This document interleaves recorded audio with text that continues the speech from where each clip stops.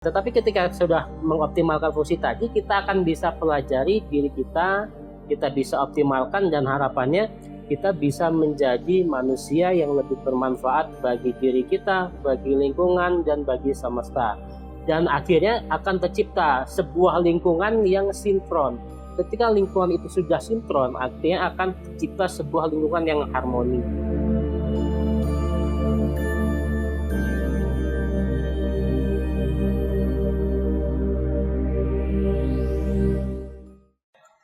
Halo, Assalamualaikum warahmatullahi wabarakatuh. Selamat pagi, salam sejahtera untuk kita semua.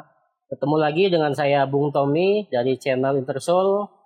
Di sini kita akan melanjutkan bahasan kita terkait masalah pengenalan perangkat tubuh manusia yang sebelumnya sudah pernah kita bahas. Jadi di minggu lalu kita sudah bahas bahwasanya tubuh manusia itu dia ada 3, yakni tubuh fisik, tubuh mental, dan tubuh spiritual. Di mana tubuh fisik itu adalah tubuh yang biasa kita lihat seperti saat ini. Tubuh mental itu berkaitan dengan kompleksitas berpikir kita, dan tubuh spiritual itu berkaitan dengan spiritualitas kita. Nah, di sesi kali ini itu kita akan mencoba untuk mengulik atau membahas lebih detail bagaimana sih cara kita untuk mengoptimalkan ketiga fungsi tubuh itu tadi. Jadi pertama kita bahas dulu dari tubuh fisik. Untuk mengoptimalkan tubuh fisik itu kan seperti yang orang-orang ketahui, itu ada banyak cara. Jadi dengan kita makan makanan yang sehat, kita makan makanan yang bergizi, kemudian kita berolahraga, bahkan ada beberapa binaragawan dia sampai memperhatikan yang namanya fungsi otot, kemudian lemak dan lain sebagainya.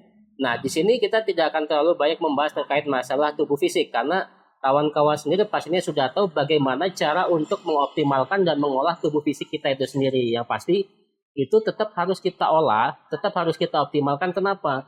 Tubuh fisik ini adalah tubuh yang dititipkan oleh Sang Pencipta atau Allah kepada kita, sehingga kita harus menjaga dengan baik dan benar.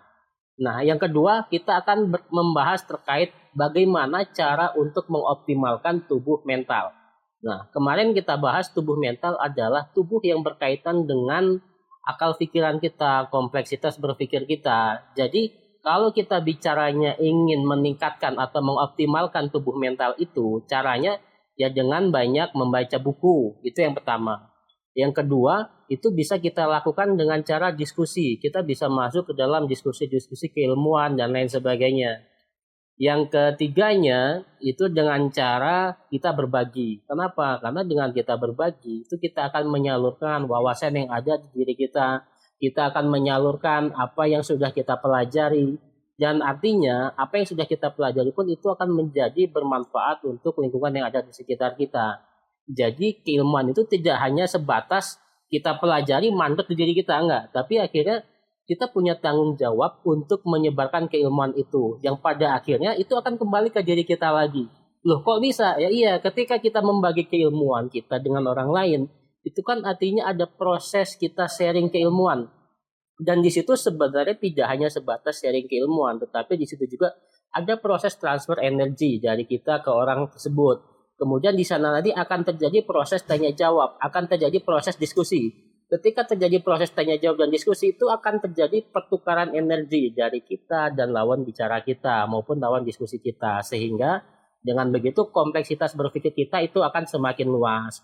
Fungsinya apa sih kok kita harus melatih atau mengoptimalkan tubuh mental kita itu tadi? Jadi salah satu contohnya ketika kita menghadapi sebuah masalah. Ketika kita menghadapi sebuah masalah, bagi orang-orang yang tidak mengoptimalkan tubuh mental itu tadi, ketika dia dihadapi sebuah masalah, dia biasanya hanya mempunyai satu jawaban saja atau satu solusi saja. Tetapi ketika kawan-kawan yang sudah mengoptimalkan tubuh mentalnya itu tadi, dia biasanya bisa memberikan beberapa solusi. Pak, saya ada masalah ini dan ini. Biasanya kalau orang yang punya pengoptimalan kapasitas berpikirnya atau kompleksitas berpikirnya dengan dia mengoptimalkan tubuh mental tadi, dia akan kasih jawaban plan A, B, C, dan D, bahkan seterusnya. Dia bisa sampaikan ketika kita melakukan plan A ini kemungkinan akan selesai sampai dengan sekian persen.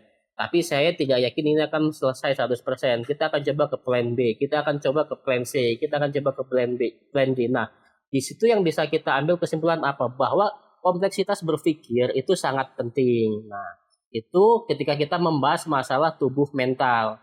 Yang ketiga, terkait masalah tubuh spiritual. Nah, kemarin kita sudah sempat bahas di tubuh spiritual itu kita ada mengenal 7 titik psikologis atau 7 titik cakra. Nah, bagaimana sih cara kita untuk mengoptimalkannya? Kan itu kalau bisa kita bilang dia kasat mata ya, kita tidak bisa melihat yang keterkaitan 7 psikologis atau 7 cakra itu tadi. Tetapi di dunia barat itu mereka sudah bisa melihat pancaran energi atau aura orang yang memiliki energi atau aura yang positif. Nah, kenapa dia punya positif? Oh, dia pasti ada keterkaitan tuh antara 3 tadi, tubuh mental, tubuh fisik, dan tubuh spiritual. Nah, sekarang kita akan ke selanjutnya bertanya, gimana sih cara untuk mengoptimalkan tubuh spiritual itu? Ketika kita membahas keterkaitan psikologis, yang kemarin sudah kita singgung ada 7 titik psikologis, baik itu yang psikologis atau cakra dasar, kemudian psikologis atau cakra tantian, kemudian psikologis atau cakra solar plexus, kemudian saja psikologis atau cakra jantung, psikologis atau cakra tenggorokan, psikologis atau cakra ajna, dan psikologis atau cakra mahkota. Nah, di setiap masing-masing psikologis itu kan ada enzim atau dia memiliki fungsi dan peranan masing-masing dari enzimnya. Sehingga kita akan melakukan sebuah gerakan-gerakan atau senam.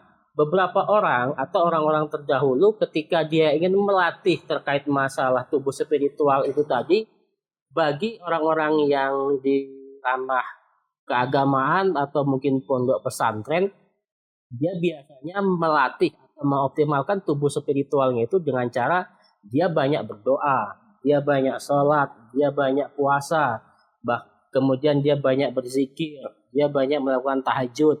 Selain itu dia biasanya melakukan proses perenungan atau di saat malam itu dia evaluasi diri dia hari ini sudah melakukan kebaikan-kebaikan apa, dia sudah melakukan kejahatan apa atau hal negatif apa, sehingga besoknya dia bisa memperbaiki lagi.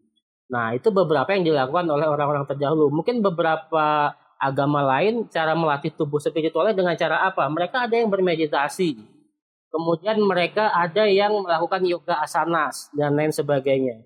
Dan kita Indonesia yang namanya sangat kompleks dengan keilmuan-keilmuan seperti itu dari tanah leluhur kita, itu begitu banyak sekali lembaga maupun perguruan yang melatih senam ataupun jurus ataupun olah nafas yang itu bisa mengoptimalkan 7 titik psikologis atau 7 titik cakra itu tadi.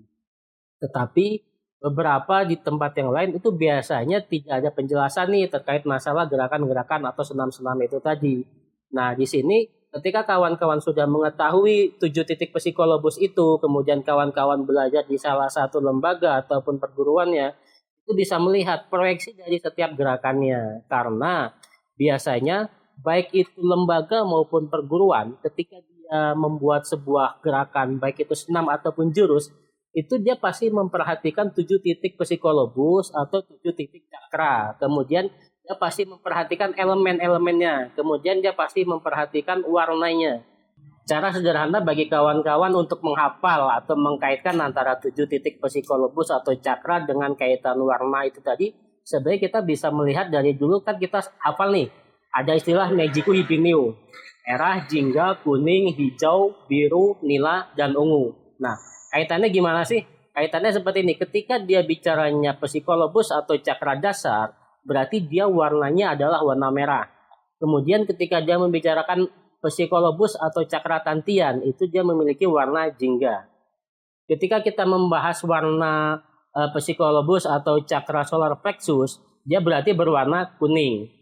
Di atasnya lagi hijau, di atasnya lagi biru, di atasnya lagi nila, dan psikologis mahkota itu dia berwarna ungu. Nah, kaitannya apa sih kok kita membahas masalah cakra atau psikologis dengan warna?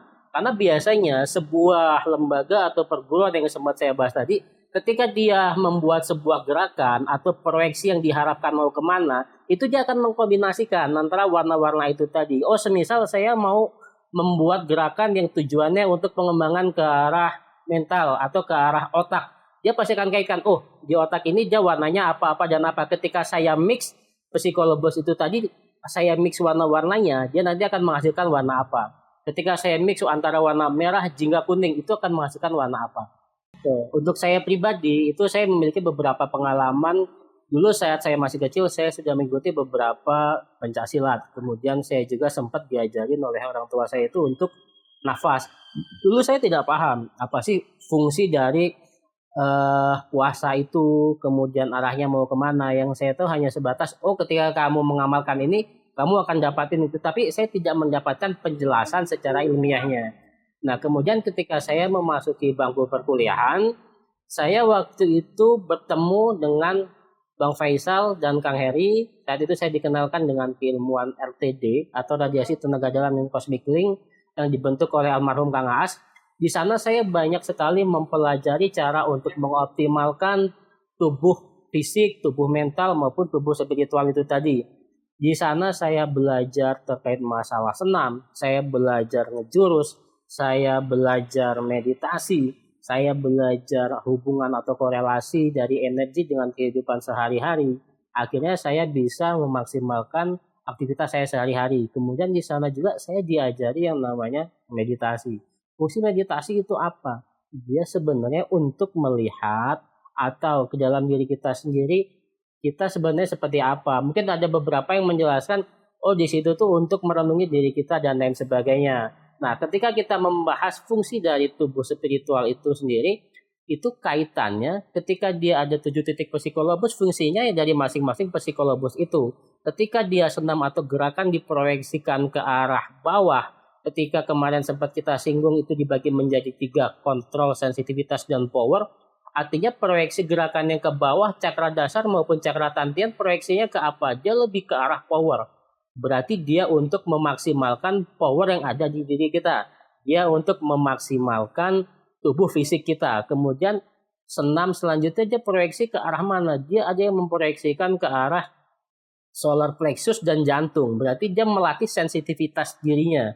Kemudian ada sebuah gerakan yang proyeksikan ke arah tenggorokan, ajna, dan mahkota. Fungsinya apa? Dia mengoptimalkan fungsi kontrolnya. Sehingga ketika ketiga itu sudah dioptimalkan, kontrol, sensitivitas, dan power yang berkaitan dengan 7 titik psikologis itu tadi, kompleksitas berpikirnya harapannya akan menjadi lebih solid lagi. Jadi ketika dia dihadapi sebuah masalah, mungkin dia hanya bisa senyum-senyum saja. Dia tidak akan terlalu ambil pusing. Kalau ketika kawan-kawan sebelumnya dihadapi sebuah masalah, dia sampai stres, dia sampai ngelamun, bahkan ada beberapa yang sampai bunuh diri. Harapannya ketika sudah mengoptimalkan tubuh spiritual itu tadi, itu dia tidak akan sampai kejadian seperti itu. Ketika ditimpa masalah, ya dia hanya sebatas, mungkin kalau bicara oleng, dia oleng sesaat. Tetapi dia bisa kembali lagi ke jalur yang sebenarnya. Nah, di sini ketika kita sudah membahas terkait masalah pengoptimalan dari tubuh fisik, tubuh mental, dan tubuh spiritual, kemudian kita tahu manfaatnya apa ketika kita sudah optimal di tubuh fisik. Oh, manfaatnya berarti kan tubuh kita akan sehat. Ketika tubuh kita sehat berarti kita akan terhindar dari penyakit. Ketika kita terhindar dari penyakit berarti kita tidak akan merogoh keuangan, kita tidak akan menyusahkan kawan-kawan, kita tidak akan menyusahkan keluarga.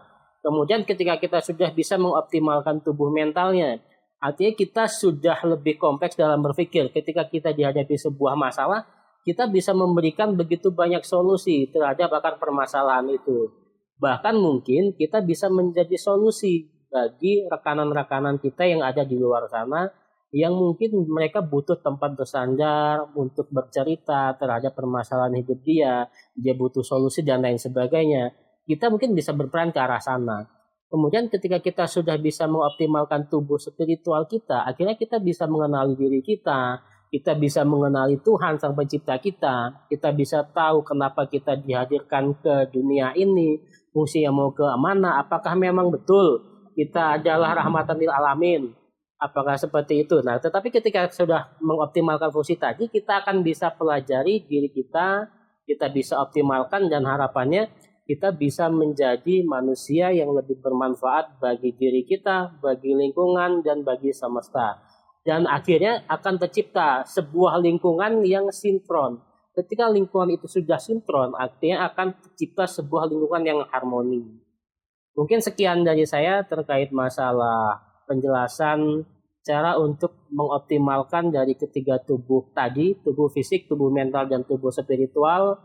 Dan bagi kawan-kawan yang ingin tahu lebih detail terkait masalah optimalisasi tubuh spiritual itu, bisa digali di beberapa lembaga atau beberapa perguruan yang melatih terkait masalah olah nafas atau yang memiliki keterhubungan terkait masalah cakra atau psikologis itu sendiri.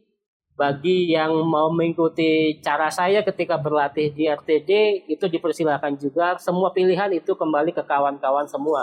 Yang pasti tujuannya kita ingin mengoptimalkan tubuh fisik, tubuh mental, dan tubuh spiritual sehingga kita bisa bertanggung jawab akan amanah yang diberikan kepada kita. Kita bisa bertanggung jawab, kamu ini saya titipkan tubuh ini, itu sudah kamu pakai untuk apa saja. Sekian dari saya, terima kasih. Saya akhiri. Wassalamualaikum warahmatullahi wabarakatuh.